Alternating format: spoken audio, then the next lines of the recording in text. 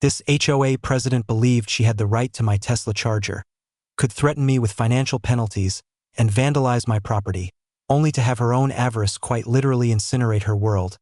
I'm referring to the bitter smell of smoldering plastic, the distinct pop of failing electrical circuits, and the magnificent spectacle of a $60,000 Lexus being engulfed in flames because an individual decided the rules were for other people. My name is Marcus, and after a divorce left me. Counting every cent, I spent 2 years saving to afford a pre-owned Tesla. I followed every legal step. Permits, inspections, the whole 9 yards. That's when Bethany Klein maneuvered her way into the HOA presidency. Resembling a serpent in a business suit, this woman possessed the nerve to insist on unrestricted use of my charging station. And then, when I refused, she escalated to criminal destruction of property. Wire cutters in the dead of night? You bet. Vandalism with paint? Absolutely, but when she made the final attempt to connect her hybrid to my charger by force, well, let's just say karma, it turns out, has a flair for the dramatic. What action would you take if your neighborhood's Karen attempted to seize your assets? Leave a comment below and let me know your location. Believe me, every community has one of these power-intoxicated individuals. Allow me to set the scene for how this entire situation began. I'm Marcus Rivera, age 45, and with 20 years of experience as a licensed electrician in Phoenix, I was convinced I had encountered every form of insanity. Then, my marriage blew apart with the speed of a faulty circuit breaker. In an instant, I became a divorced father of 2 teenagers, residing in an unassuming 3-bedroom ranch-style house in Pinewood Estates. This community is far from glamorous.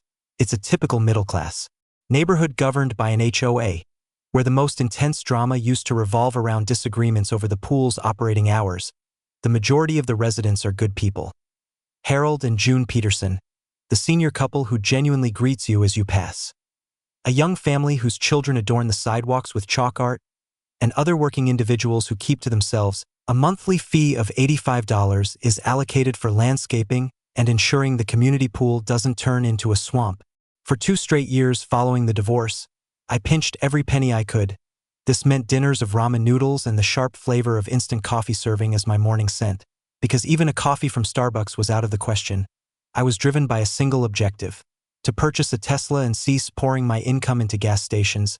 The moment I located that 2019 Model 3, it was a feeling of pure triumph. Next came the substantial task of installing a legitimate Level 2 charging station. My profession as an electrician has its advantages, but I ensured everything was done by the book.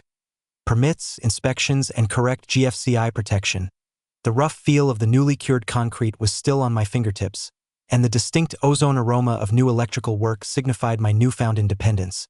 It was at this point that Bethany Klein made her entrance into my life, a whirlwind in designer heels. Bethany, 52, had recently been elected HOA president without any opposition, the first warning sign.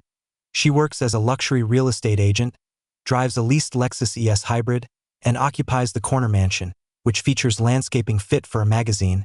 She was also recently divorced, although, in contrast to my situation, she had come out on the favorable end of the settlement. The gossip circulating around the neighborhood mailboxes was that her deal included some hefty private school tuition for her daughter in college.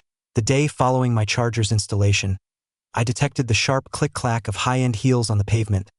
Bethany came toward me with that predatory grin real estate agents master to seal a deal, but it sent a shiver down my spine, like the sound of a rattlesnake in the undergrowth.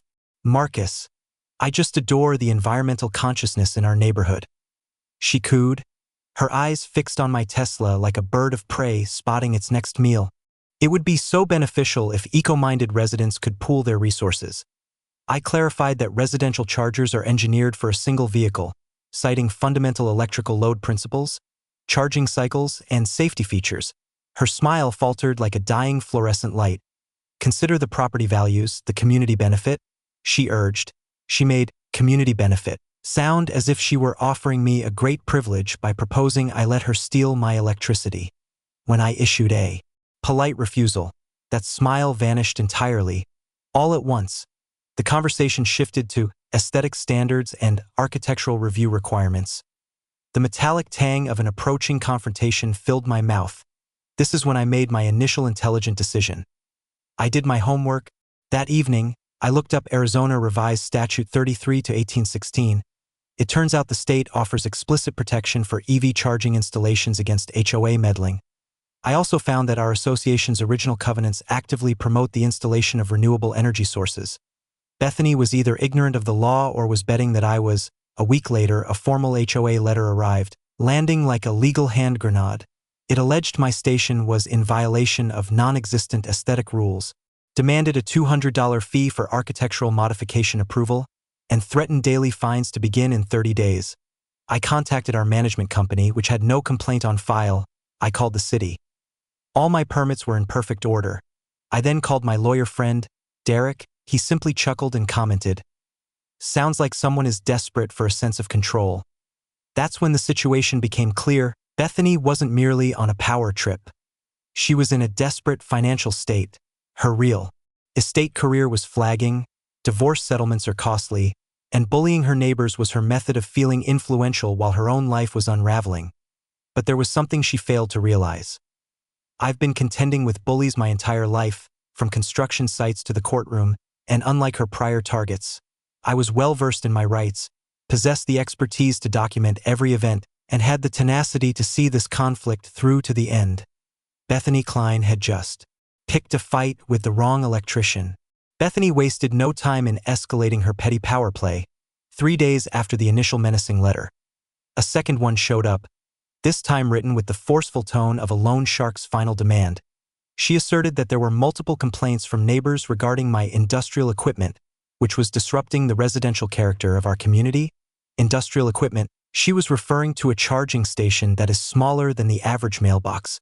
But in Bethany's distorted view, it was tantamount to me establishing a steel mill in my driveway. The most audacious part was her threat to put a lien on my property for failing to comply, and she copied the entire neighborhood on the email, as if she were inviting everyone to a neighborhood cookout. Nothing conveys professional HOA leadership quite like shaming residents in public over legally installed amenities. The pungent odor of my overtaxed printer filled my office as I duplicated every document. 20 years of handling building inspectors had taught me that thorough records always triumph over desperation. That night, I did what any logical electrician would do when confronted with bureaucratic foolishness. I consulted the legal statutes. It became apparent that my friend Derek wasn't exaggerating when he brought up Arizona's EV protection laws during our divorce-era poker nights. Arizona Revised Statute 33 to 1816 seems to have been drafted precisely for circumstances like this one. HOAs are forbidden from disallowing electric vehicle charging stations on an individual's property. Full stop. A majority of states have enacted similar legislation, because it seems that power-crazed HOA presidents attempting to obstruct clean energy is a widespread issue. The night of the meeting came, and I entered the stale-smelling community center equipped with evidence rather than a confrontational demeanor.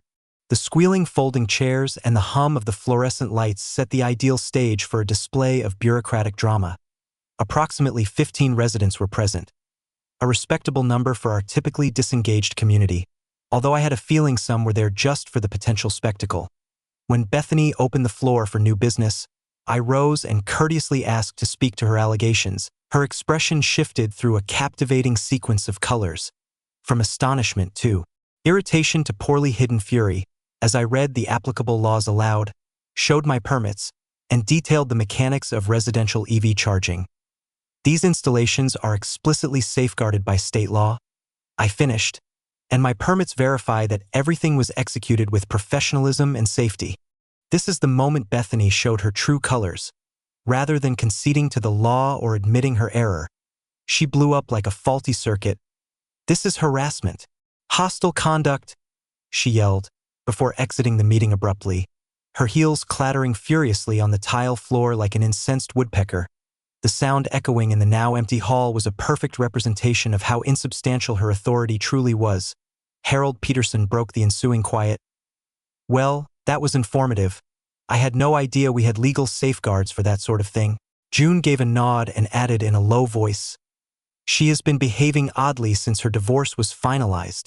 But Bethany's outburst was merely the prelude. The following morning, as I was savoring my coffee, a city code enforcement vehicle appeared. An inspector emerged, clipboard ready, with an expression that suggested he would much rather be dealing with genuine issues than pursuing baseless complaints. Someone lodged an anonymous complaint about electrical hazards and unpermitted construction. He stated with an apologetic tone. After spending 15 minutes cross-referencing my installation with the code, he shook his head. Sir, this is a perfect example of a proper installation. The person who reported this either has no clue about electrical work or is intentionally squandering city resources. He gave me his card along with some unsolicited advice. Keep a record of everything. Baseless complaints like this establish a history, and there are statutes against using government bodies for harassment. This is not the first time I've dealt with retaliatory neighbors. The neighborhood WhatsApp chat began to buzz like an agitated swarm of bees. June Peterson sent a message saying she had seen Bethany photographing my charging station from across the street, using a telephoto lens. No less, the young family reported that Bethany had paid them an odd visit, inquiring if they had experienced any electrical problems or detected unusual smells coming from my house. She even went so far as to ask if their Wi-Fi was being affected by electromagnetic interference. Bethany's desperation escalated further when she contacted the utility provider, alleging an electrical risk that could impact the entire neighborhood's power supply. The utility technician who came out seemed as though he had already handled 10 such false reports that week and had no patience remaining. Ma'am, residential EV charging is commonplace. We set up these connections every day. Calling us about this is like reporting a hazardous toaster. He inspected my setup, gave an approving nod, and offered the same caution. Some individuals believe that harassment via official bodies is without repercussions. It is not. That evening, I initiated my process of documentation. Photos, emails, recorded conversations, and statements from witnesses. My background in electrical work taught me that thorough documentation is key to preventing mishaps. It also, I was learning, prevents baseless legal actions. The metallic flavor of conflict remained, but I felt a strange sense of composure. Bethany was adhering to a predictable script. When legitimate authority is thwarted, desperate individuals resort to unlawful harassment. I also came across an intriguing detail tucked away in our HOA covenants, Section 12, which actually promotes the installation of renewable energy and environmentally friendly upgrades. Our initial developer had been in favor of these things. Bethany had either neglected to read our own regulations or was betting that I wouldn't, but this was merely the first round. I had a feeling that Bethany's idea of desperation was on the verge of becoming highly inventive and highly illegal. Bethany's subsequent action was executed with the grace of a freight train adorned with lipstick. I was navigating my shopping cart through the grocery store, weighing the options between brand name and generic cereal like any typical divorced father, when she appeared next to me, a foreboding presence in high-end athletic wear. The overpowering sweetness of her pricey perfume didn't quite conceal what I could only describe as the smell of stress-induced perspiration. It seems that tormenting one's neighbors is more calorie-intensive than a Pilates class. Marcus, we have to talk, she declared, maneuvering her cart to obstruct mine with the assurance of a person who has never encountered genuine repercussions. Privately, I continued to place groceries in my cart, but she was as relentless as a persistent solar panel salesman.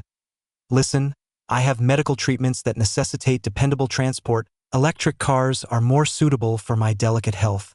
We could divide the electricity bill 50-50. That's very fair. Delicate health. This is a woman who drives a hybrid Lexus that likely achieves better gas mileage than a Prius in the midst of a panic attack. Yet, I was intrigued to see where this dramatic display was headed, so I allowed her to carry on with her act. If you refuse to be sensible about neighborly cooperation, there could be repercussions for property values, she murmured, as if she were disclosing top-secret information.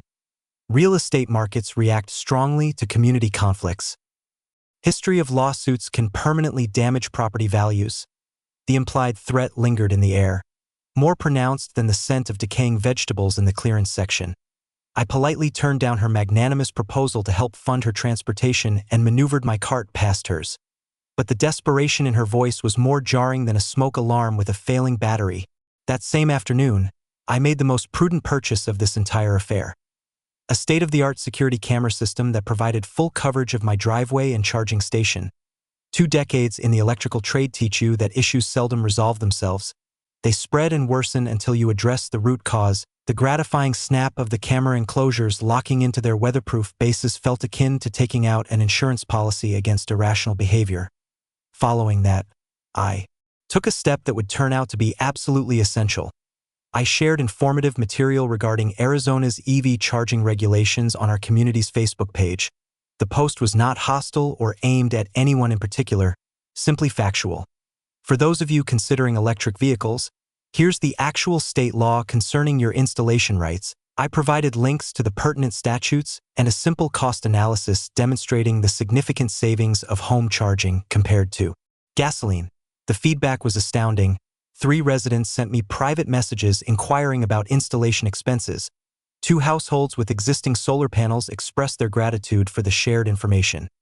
I even received encouragement from Harold Peterson. It's good to be aware of our rights. Factual knowledge always trumps uninformed opinions. It felt as though I had inadvertently sparked a green energy movement in our suburban enclave. But Bethany could not stand for the emergence of harmony. 2 days later, she showed up at my front door, delivering a performance worthy of an Oscar about a supposed family medical crisis. She claimed her daughter was experiencing health issues at college and needed to be taken to the hospital immediately, but that her Lexus was having electrical problems, and she was in dire need of my charger, just for this one time. This is where my better instincts were overruled by my trusting nature. I took her at her word. When someone alleges a medical emergency, a compassionate person helps out first and verifies the details later. I gave her my charging password and said she could use it for as long as she needed. Her emergency, it turned out, was a 3-hour session at a high-end salon in the city.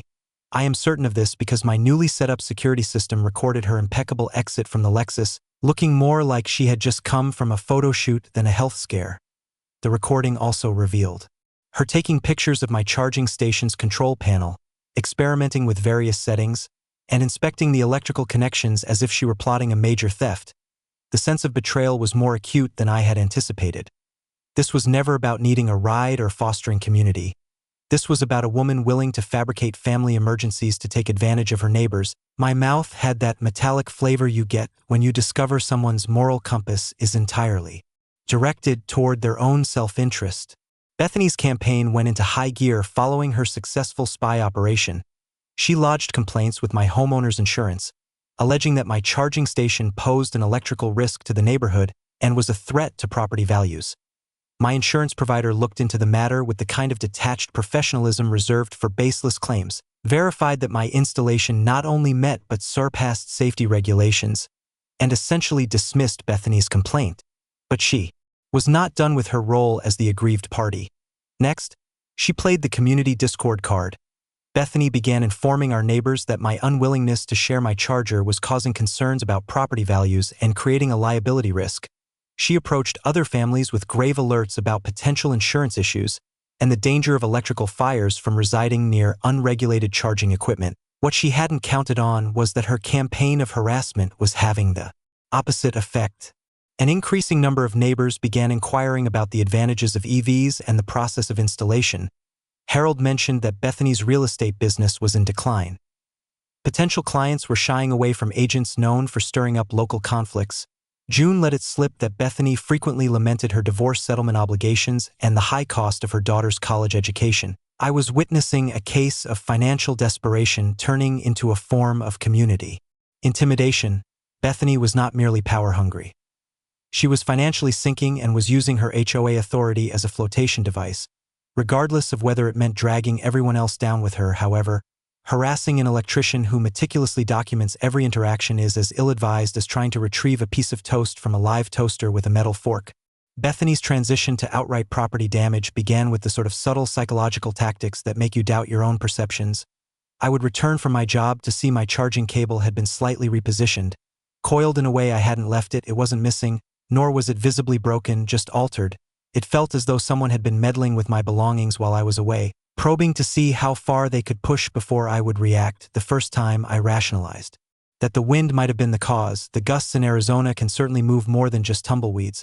But on the second occasion, that familiar sense of electrician's caution set in. The same gut feeling that prevents you from touching live wires or working on high-voltage equipment by yourself. Something was undeniably amiss, and in my field, amiss often leads to something becoming very costly and potentially deadly. I was grateful for those security cameras. The recording from Tuesday night resembled a deleted scene from a B-list thriller.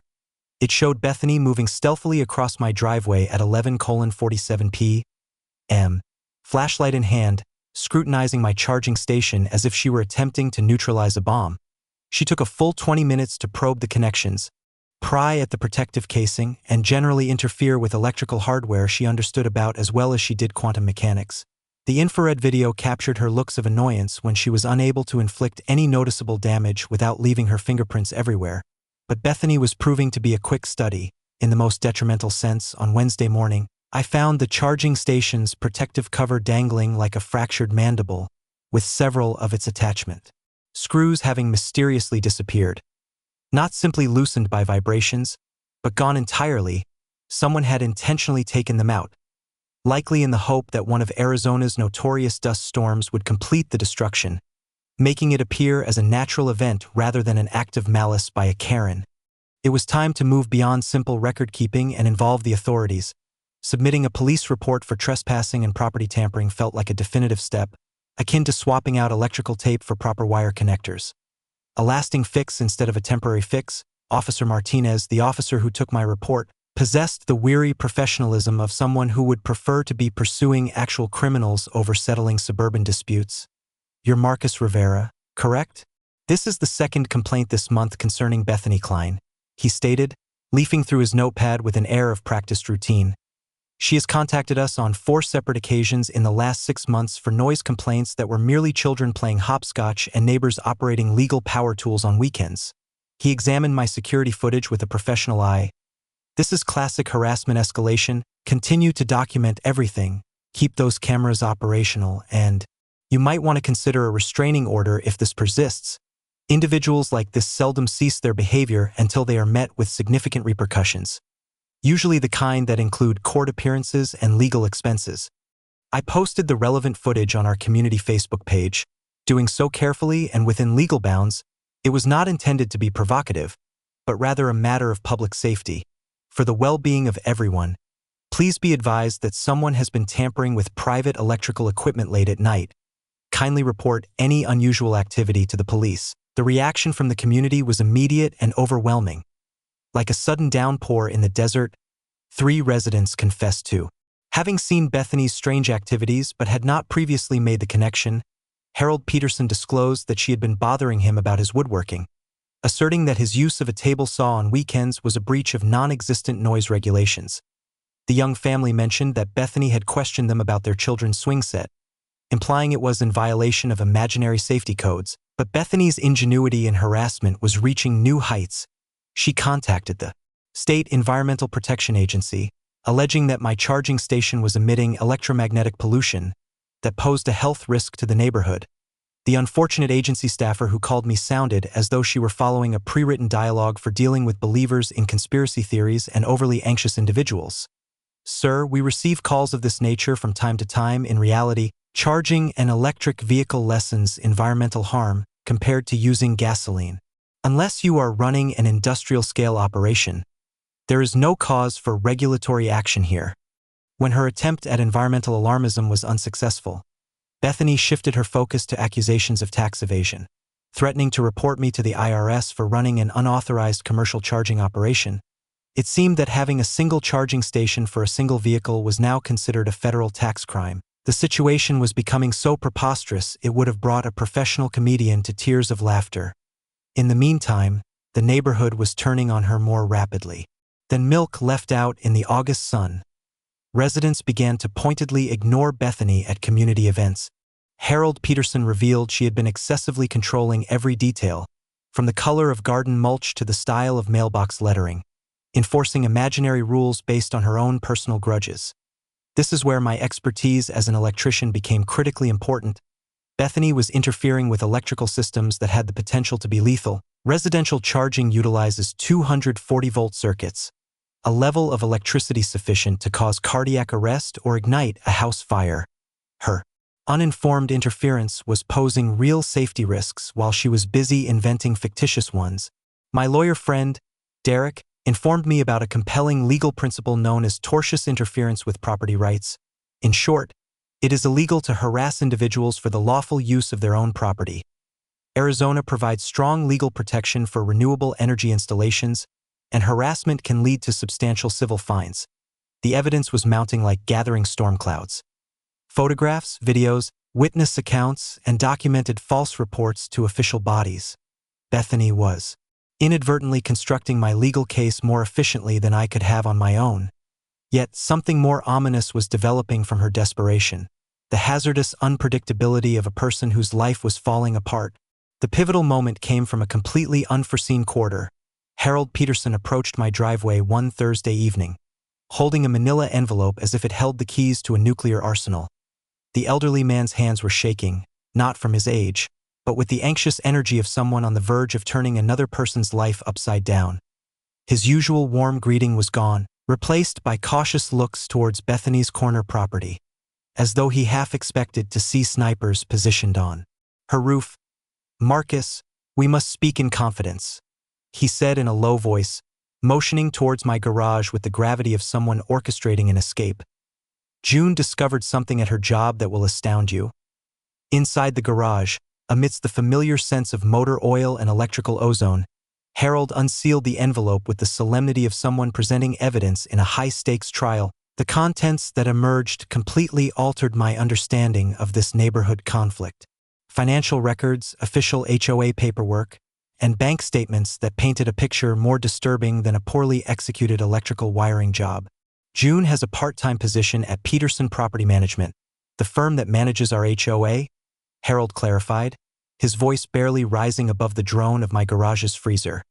"She's not meant to disclose this," but after witnessing what Bethany has been up to, he trailed off, allowing the documents to speak for him.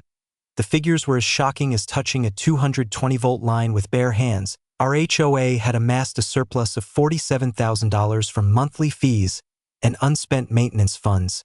Nearly $50,000 were just sitting idle, while Bethany had been insisting on fee hikes for vital projects. That sum would have been sufficient to set up community charging stations for a good portion of the neighborhood. But the situation took a criminal turn. Bethany had approved a $12,000 payment for legal consultation without the board's consent or informing the homeowners. The payment was made to Morrison and Associates, the very same legal firm that was representing her in her acrimonious divorce. She had, in effect, misappropriated HOA funds to finance her own private legal battles. "It gets even worse," Harold stated, presenting another paper that caused my electrician's mind to overload. Deep within our original HOA covenants, Section 4.7, there was clear wording that not only permitted but actively encouraged renewable energy and environmentally friendly installations. Our community's developer had been a proponent of solar panels, charging stations, and green initiatives. This new information was as jarring as realizing you've been misinterpreting electrical diagrams for 2 decades. Bethany hadn't merely been mistaken about the law. She had been systematically breaking our own community's regulations while pilfering funds to pay attorneys who were likely using our dues to fund their lavish lifestyles. June's insider knowledge exposed the true extent of Bethany's desperation. She was saddled with $31,000 in credit card debt, and the minimum payments were consuming her dwindling income from real estate. Her divorce agreement required her to make monthly payments for her daughter's prestigious private college, payments she had been failing to make, much like an incompetent electrician would mishandle wiring. Her real estate license is up for renewal, which means she has to pay for costly continuing education courses, Harold remarked with a note of grim pleasure. June heard her on the phone, pleading with her creditors for more time, making promises of payments she can't fulfill. The balance of power had shifted dramatically, like flipping a master switch. Bethany was not just a controlling personality. She was in a financial freefall, clinging to her HOA authority as a form of psychological stability as her life unraveled. The harassment was never about the charging stations. It was about preserving an image of control while everything else crumbled around her. Harold then delivered the decisive blow. The annual HOA elections were scheduled for the following month, and it only required the signatures of 5 homeowners to trigger a vote. Considering the current mood of the neighborhood, Bethany's autocratic rule was on the verge of facing a democratic challenge. "I'm going to run against her," he declared, with the assurance of someone holding a winning hand. "One more thing," Harold added, revealing the final piece of the puzzle. The original covenants stipulate that a 75% approval from homeowners is needed to forbid renewable energy. We typically only get 68% attendance at our meetings. Even if she had wanted to alter the rules, she wouldn't have had the necessary support. Looking at those papers felt like finally locating the main electrical panel after stumbling around in the dark. Bethany had been acting without proper authority, embezzling community money, and imposing rules that didn't exist. The taste of victory was both metallic and electric. But this discovery also meant that Bethany's desperation was about to escalate to a dangerously new level. The subsequent 48 hours were like putting together the most gratifying electrical project of my life. But instead of wiring a building, I was forging a coalition to overthrow a corrupt HOA tyrant. Harold Peterson's startling revelation had provided us with the necessary firepower. Now we needed a strategy that would have impressed Sun Tzu. Harold took on the challenge of running for HOA president with the fervor of someone who had been anticipating a chance to set things right for years. "I've seen this neighborhood descend into a state of petty despotism," he declared during our initial planning session in my garage. "It's high time we brought back some common sense." June Peterson served as our confidential informant within the management company, discreetly retrieving HOA financial documents that revealed an increasingly grim account of Bethany's misappropriation of funds. 2 years of unapproved legal fees, overly priced maintenance agreements given to firms owned by her real estate colleagues, and expense claims that would make even a seasoned criminal accountant uncomfortable. Derek, my electrician friend who was now our legal consultant, contributed his technical knowledge and network within the construction industry.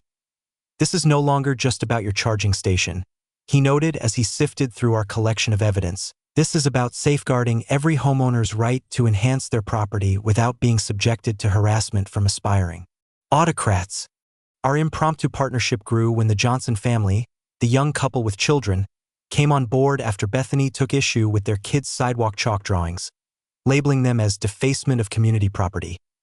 It seemed that even chalked hopscotch grids were now deemed acts of vandalism under Bethany's distorted view of HOA power. Our legal approach became a multi-pronged assault.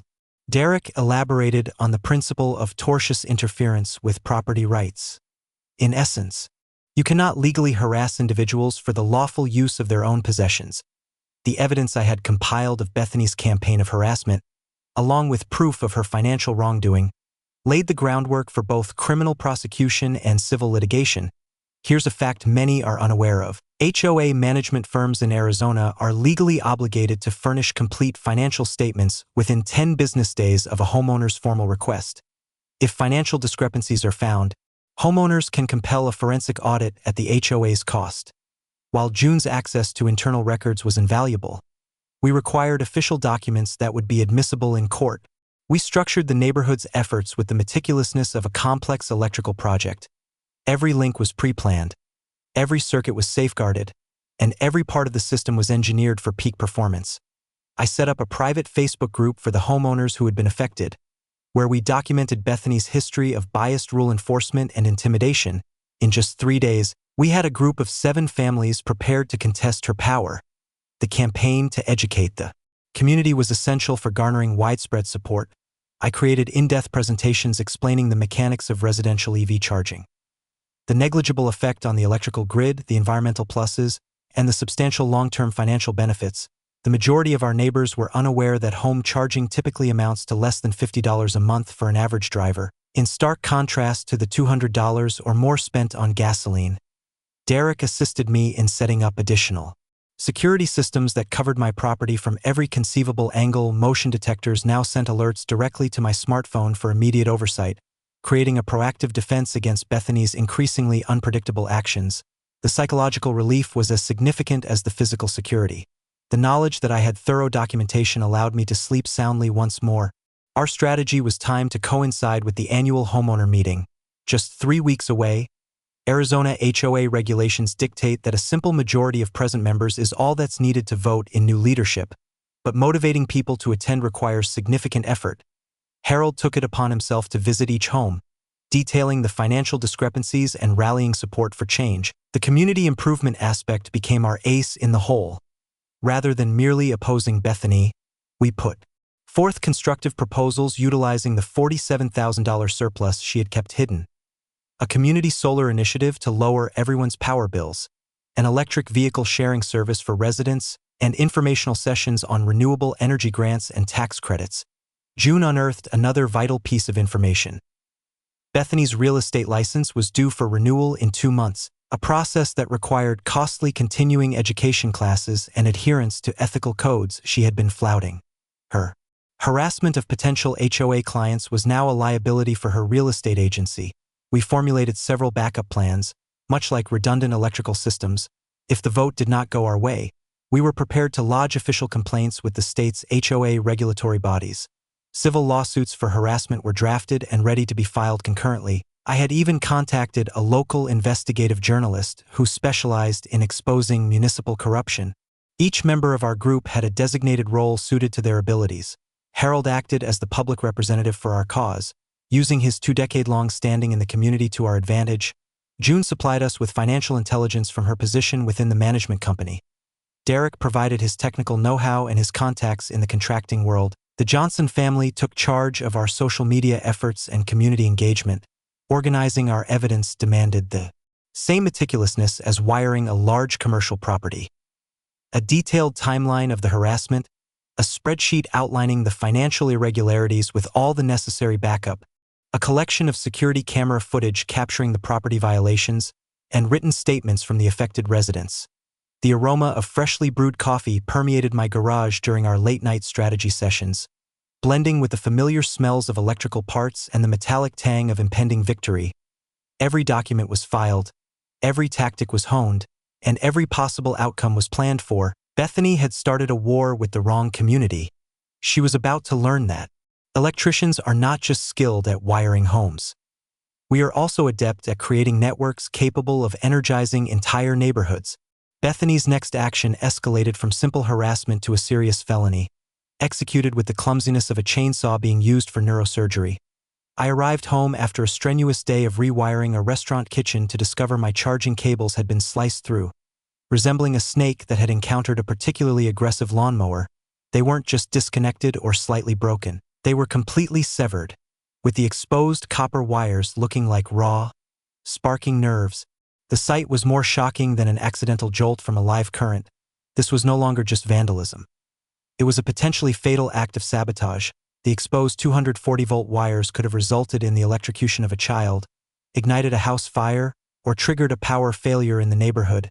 The sharp, burnt smell of copper lingered in the desert air, a stark reminder of the potential consequences had someone come into contact with those wires.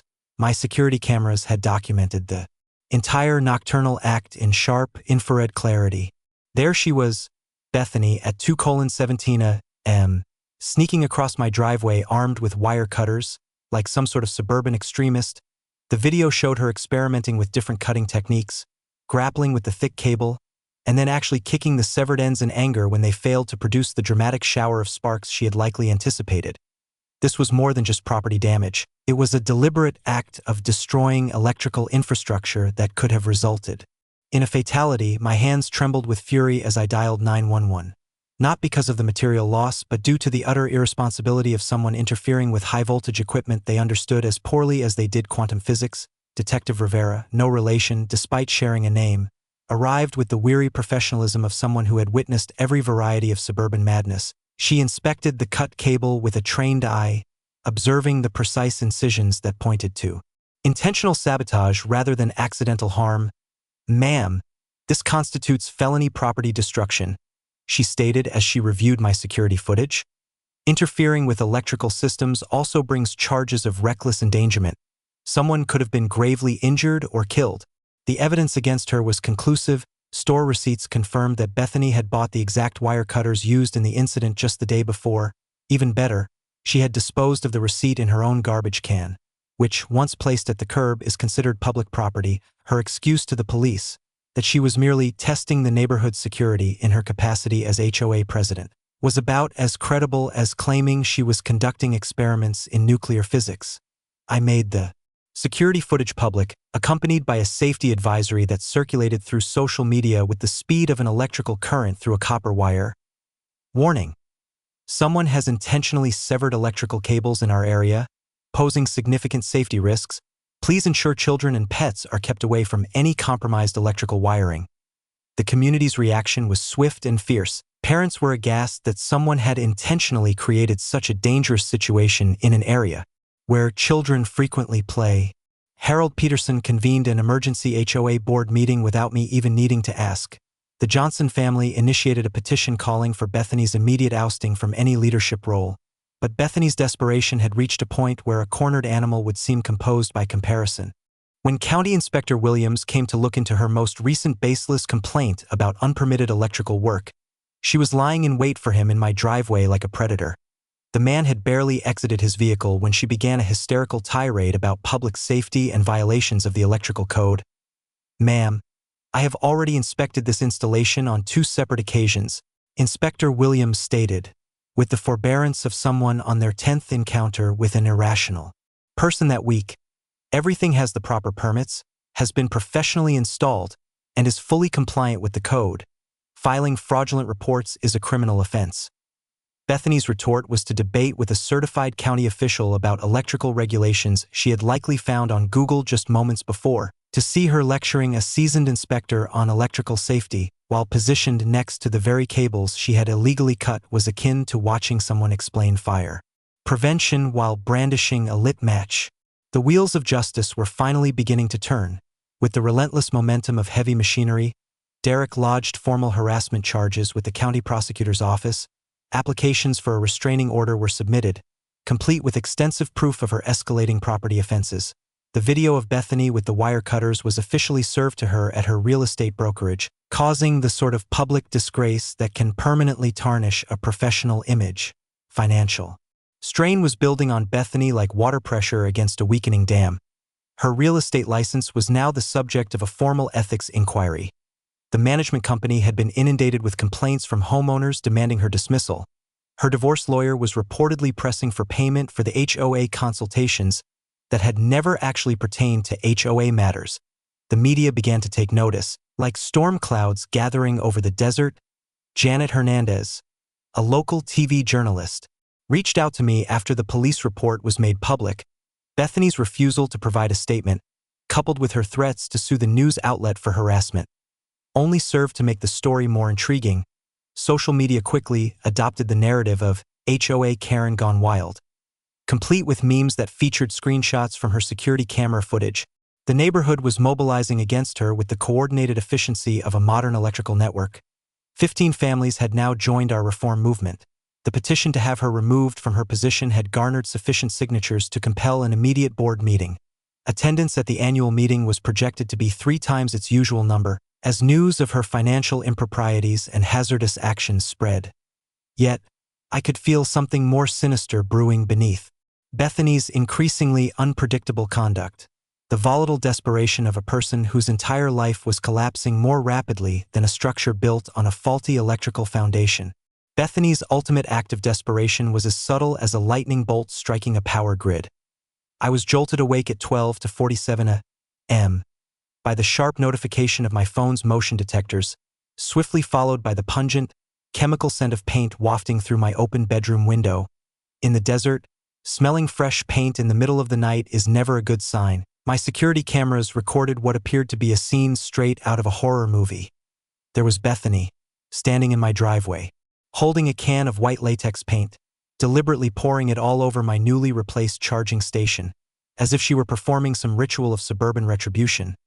The infrared video showed the paint flowing over the electrical casing, seeping into the connection points, and forming a puddle at the base. A sight that would make any electrician cringe. The act of intentionally dousing electrical hardware with a conductive fluid sent my blood pressure soaring faster than a power surge.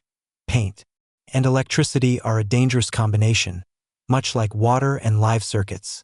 They lead to costly and potentially fatal accidents. She wasn't merely defacing property.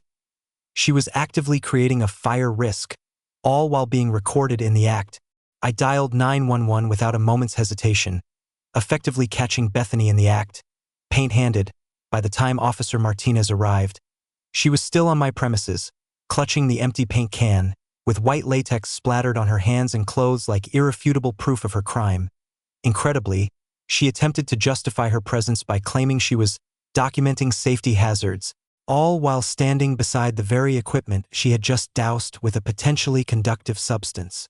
"Ma'am, you are being arrested for criminal mischief, trespassing, and violating your restraining order," Martinez declared, with the clear satisfaction of someone finally delivering tangible consequences after months of worsening foolishness. The mugshot that circulated online within a few hours depicted Bethany looking as if she had been in a losing battle with a paint-mixing machine. But even being arrested was not enough to halt her complete psychological unraveling. From her jail cell, she posted a disjointed rant on Facebook that sounded like the delusional manifesto of someone who had lost all touch with reality. She portrayed herself as the target of eco-terrorism, intimidation, and a community-wide plot, vowing to sue everyone who had dared to challenge her oppressive rule. The community's reaction was immediate and unforgiving. 23 homeowners attended the emergency HOA meeting that Harold had organized. A new attendance record that pushed our small community center to its limits. The stale scent of seldom-used furniture mingled with the charged atmosphere of justified outrage as residents recounted their own experiences with Bethany's campaign of harassment. The motion to oust her from the board passed with a unanimous vote. Not just a majority, but a complete consensus. Even the couple of households that had previously been on her side abandoned her faster than you could trip a circuit breaker. Witnessing a group of adults erupt in cheers at the downfall of a local despot was more fulfilling than successfully completing a flawless electrical job. The legal process was now gaining momentum. Like the unstoppable force of an overloaded electrical grid, the restraining order was made permanent, based on her escalating property offenses and her arrest for breaching the temporary one. The criminal charges were expanded to include felony property destruction, numerous counts of trespassing, and reckless endangerment. My civil lawsuit for harassment and property damage was proceeding with the certainty of an electric current finding its path. The media frenzy hit its peak when Channel 7 News aired their exposé. HOA president arrested for vandalizing Tesla charger. Bethany's mugshot quickly became a local internet sensation, spawning memes with taglines from "When Karen takes it too far" to "A bad paint job." Her real estate license was suspended while the ethics inquiry continued, and her insurance provider canceled her policy with the speed of someone touching a live wire. The financial repercussions were cascading through her life like a power surge, leaving a trail of destruction. The HOA management company cut ties with her due to the liability she posed. Her divorce settlement was jeopardized by the escalating costs of her criminal defense. Several of her real estate clients withdrew their properties from the market after the story broke, stating they could not be associated with someone facing felony charges. An assessment of the paint damage revealed the full extent of her reckless actions.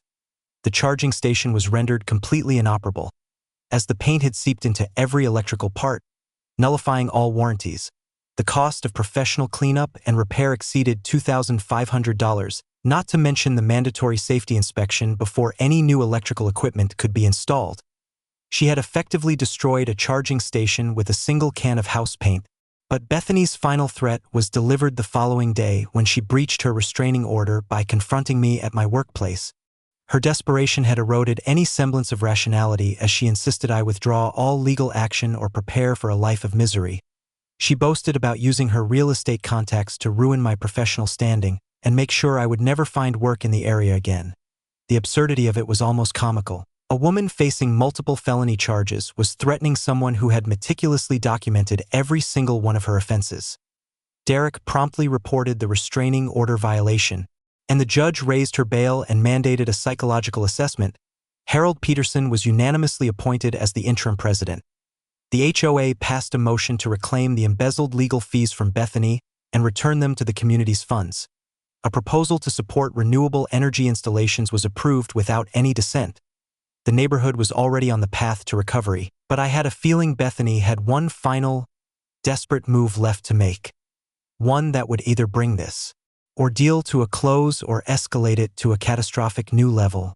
The annual HOA meeting, which was set to bring an end to Bethany's oppressive rule, was shaping up to be the most anticipated neighborhood gathering in years. Our modest community center hadn't experienced this level of buzz since the infamous pool chlorine crisis of 2019.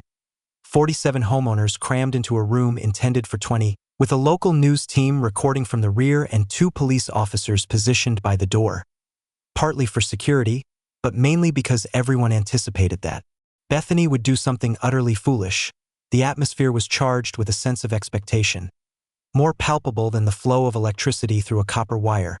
The folding chairs groaned under the weight of residents who had never before attended an HOA meeting but were not about to miss this confrontation for anything. The musty scent of the community center's rarely used furniture mingled with the metallic tang of approaching justice and the nervous sweat of at least 6 different people. I had put together a thorough presentation that detailed the timeline of harassment, the evidence of financial wrongdoing, and the overall impact on the community, complete with charts, graphs, and highlights from the security footage, all designed to show how one individual's obsession with power had inflicted distress on an entire neighborhood. Harold Peterson called me to the front with the gravity of a prosecutor presenting key evidence in a major trial. It was at that moment that Bethany made her grand, chaotic entrance, in direct violation of the active restraining order that expressly forbade her from being near me or my property. She stormed through the community center doors, a one-woman tempest of desperation clad in designer athletic wear. Her state was alarming. Her hair was a mess, her makeup was streaked, and she was clutching a folder of papers with the frantic energy of someone whose grasp on reality had completely shattered. "This is a sham," she yelled, her trembling finger pointed directly at me. "Marcus Rivera has masterminded a plot to ruin my reputation. He has poisoned this entire community against me with his falsehoods and deceptions." Officer Martinez moved in without delay. "Ma'am, you are in breach of a court-issued restraining order by your presence here. You must exit the premises now." But Bethany was past the point of reason. "I have responsibilities as president. This is my neighborhood. I have safeguarded property values and upheld our standards, while he has been installing hazardous machinery and endangering our community's safety." I proceeded with my presentation as she continued her tirade, allowing her own conduct to serve as a live demonstration of everything I had been documenting for months. As the security footage of her severing the electrical cables played on the screen behind me, she was shouting about being the one who was victimized. The irony was so profound you could have cut it with a pair of wire cutters. The evidence presents a distinct history of harassment, destruction of property, and financial impropriety, I stated calmly. This has never been about charging stations. It's about a single individual misusing her authority to intimidate residents who refused to comply with her unlawful demands. Bethany's reaction was to storm out of the meeting, vowing that she would prove to everyone who was truly in the right. Through the windows, we observed her striding towards the parking lot with the determined gait of someone about to make a life-altering decision. That's when she caught sight of my replacement Tesla charging station, newly installed and shining under the parking lot lights, a technological symbol of all her failed attempts at destruction. What transpired next will be recounted in our neighborhood for years to come. Bethany maneuvered her Lexus hybrid up to my charging station and started trying to plug it in, with the desperate energy of someone trying to validate a point that only made sense in her own fractured reality. The issue? Her hybrid vehicle used a completely incompatible charging standard compared to the Tesla system. To make the connection, she had to override several safety features specifically designed to prevent exactly what she was doing.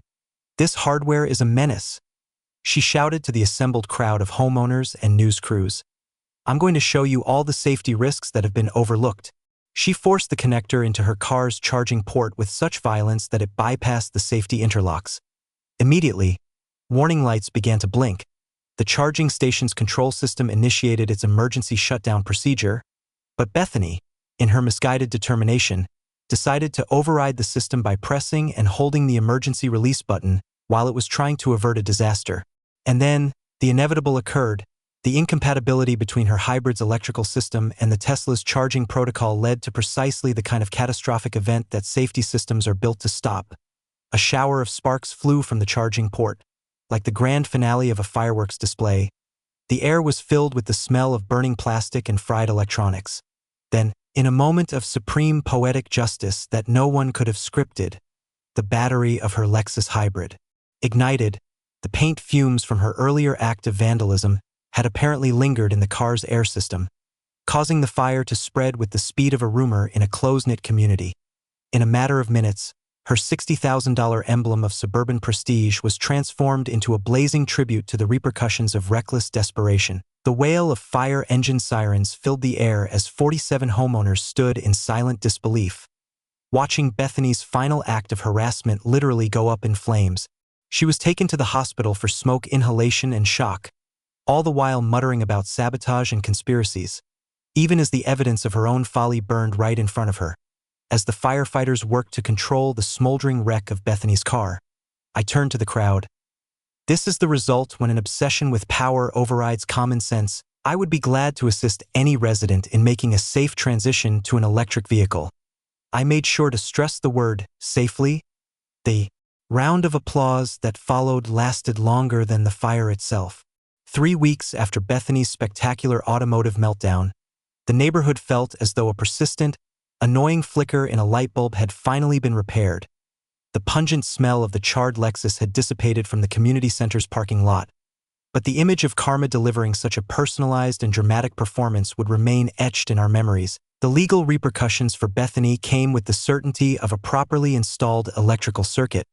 She entered a guilty plea to several criminal charges to stay out of jail, but the financial consequences were more severe than any time behind bars.